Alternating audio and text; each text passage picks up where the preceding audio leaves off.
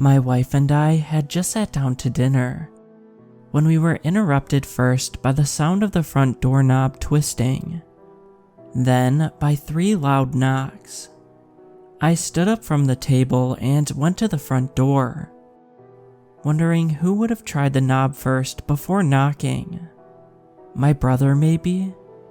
But it was a little late for a visit from him on a weeknight. The sound of the rainstorm outside grew as I opened the door. When I saw her standing on the porch, covered in rain and mud, my heart nearly leapt out of my chest. "Hi, Daddy," Sarah said.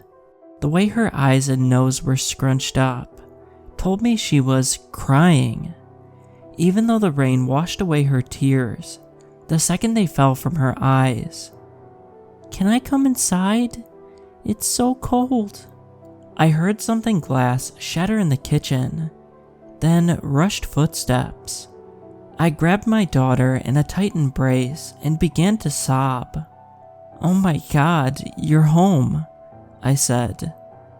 3 years ago, we had reported our daughter missing. We told the police that we had put her to bed one night, and the next morning she was gone. The police found that her bedroom window showed evidence of having been pried open. My wife, Hannah, and I hadn't heard anything that night, and the neighbors all agreed that they hadn't either. What happened next was the largest search party in our small town's history. It's not often 13-year-old girls go missing, especially under such terrible and mysterious circumstances. But despite everyone's best efforts and news reports throughout the state and neighboring states, there was no trace to be found of our little girl. I picked her up and carried her into the house, while she sobbed into my neck.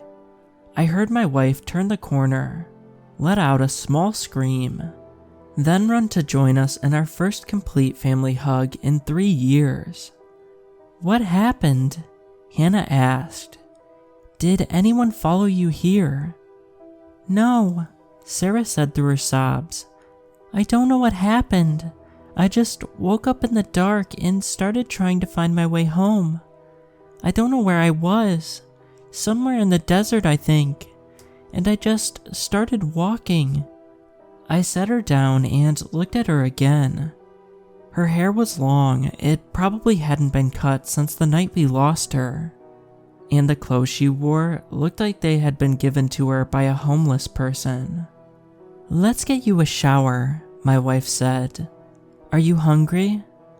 Sarah sniffled and nodded. "Can I have a peanut butter sandwich?" "Anything," my wife said, now choking back tears of her own. "I can't believe you're back." We dressed her in some of Hannah's old clothes, which were still a little large for Sarah. I promised to go to the store first thing in the morning to buy a whole new wardrobe. The rest of the evening was spent with tears and laughter.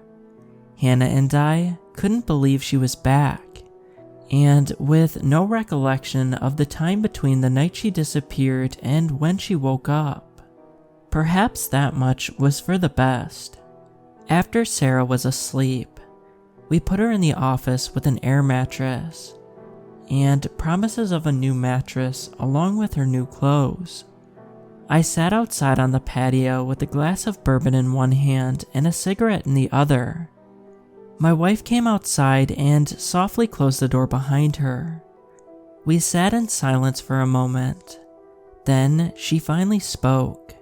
"What the hell do we do?" Her voice was low and shaky.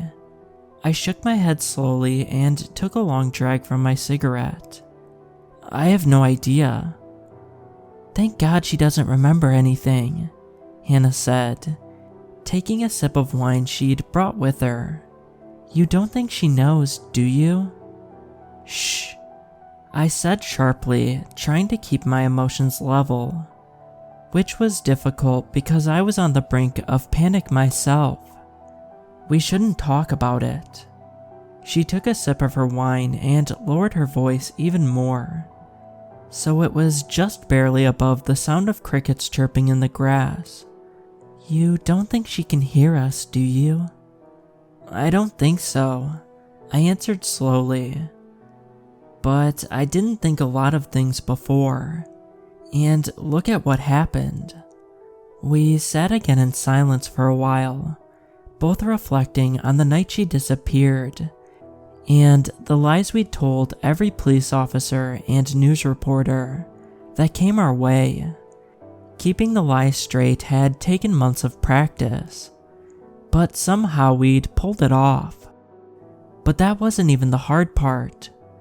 The hard part was keeping the whole plan away from Sarah.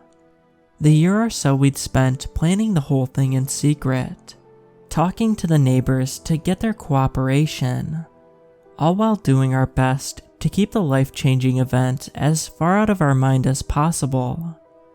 She's bound to find out what we did, Hannah said. We're not so good at keeping things away from her as we used to be.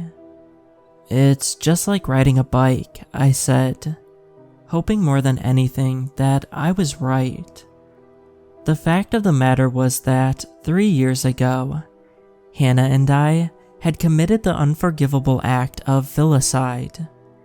We'd killed our own daughter, the very one that was now 3 years older, and slept on an air mattress inside. If that wasn't bad enough, shortly after doing so, for good measure, we had moved across town to get a fresh start, and although we never said it out loud, even to each other, because we were still terrified even though she was gone, we were careful not to list our address on anything. No yellow pages, no direct mailing, nothing. And yet, Sarah still managed to find us. We hadn't wanted to do it.